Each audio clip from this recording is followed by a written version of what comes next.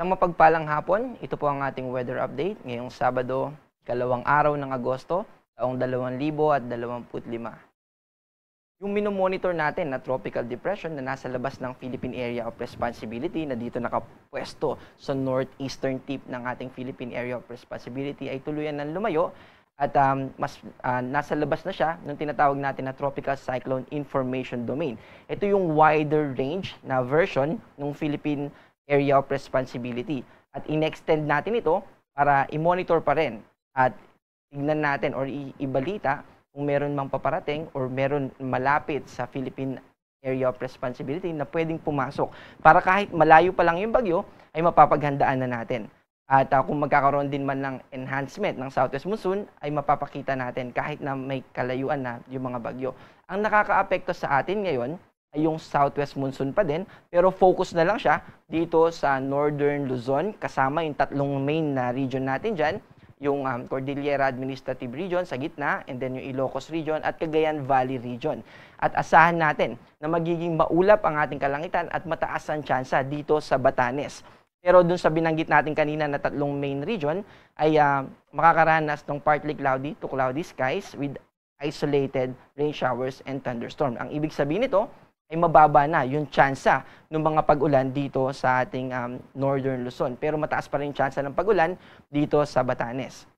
Samantala, dito naman sa Central Luzon, pababa sa Metro Manila, Southern Luzon, kasama yung Visayas at Mindanao, asahan natin na magiging maaliwalas ang ating kalangitan. Partly cloudy to cloudy skies din, maliit yung tsansa ng mga pagulan at kung magkakaroon man tayo ng mga pagulan, ito ay dadalhin ng mga tinatawag natin na localized thunderstorm. Kung uulan man, panandalian lang ito, mga minuto hanggang 1 oras at kapag tumagal ng 2 oras ay matagal na iyon. So asahan natin na patuloy na magiging mainit kasama bukas sa ating forecast din, nakikita natin na magpapatuloy ito hanggang Tuesday.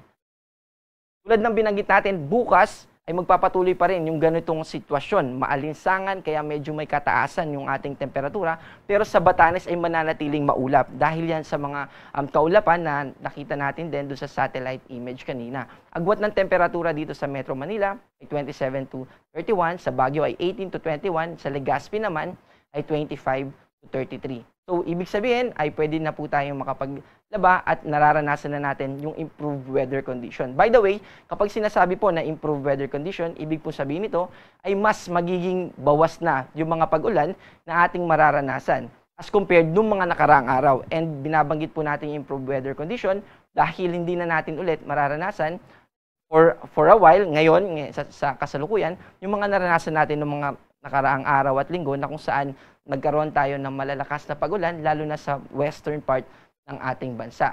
Dito naman sa Palawan, ganoon din sa Visayas at Mindanao, asahan natin na magiging maaliwalas ang ating panahon at hindi masyadong maulap ang ating kalangitan at maliit yung tsansa ng mga pag-ulan. Localized thunderstorm pa rin yung pwedeng makaapekto sa atin. Ang agwat ng temperatura dito sa Cebu ay 27 to 34, sa Tacloban ay 27 to 34 din, sa Cagayan de Oro ay 26 to 33 at sa Davao naman ay 27 to 33.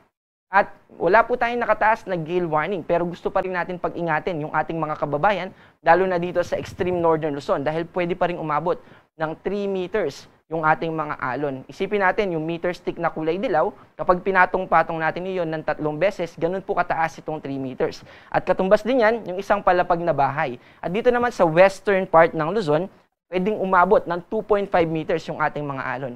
Kaya pinag-iingat natin kung maliliit yung ating sasakyang pandagat na gagamitin. Para sa ating 3-day weather outlook o yung inaasahan nating panahon sa susunod na 3 araw simula Lunes hanggang sa Wednesday.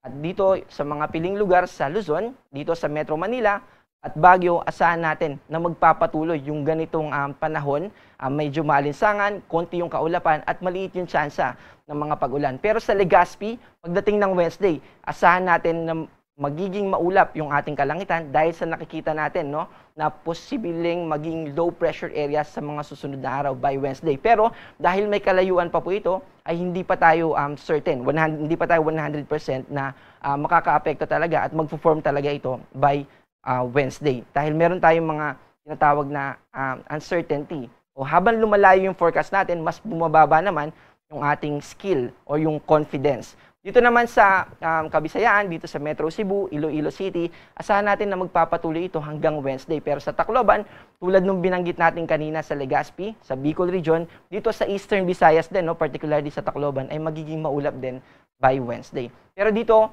sa Mindanao, magpapatuloy yung partly cloudy to cloudy sky, maliwalas na panahon, at yung tsansa ng mga pag-ulan ay maliit lamang. At kung uulan man, ito yung mga dala ng mga localized thunderstorms. Also, gusto rin natin na magdagdag ng informasyon para sa ating mga kababayan.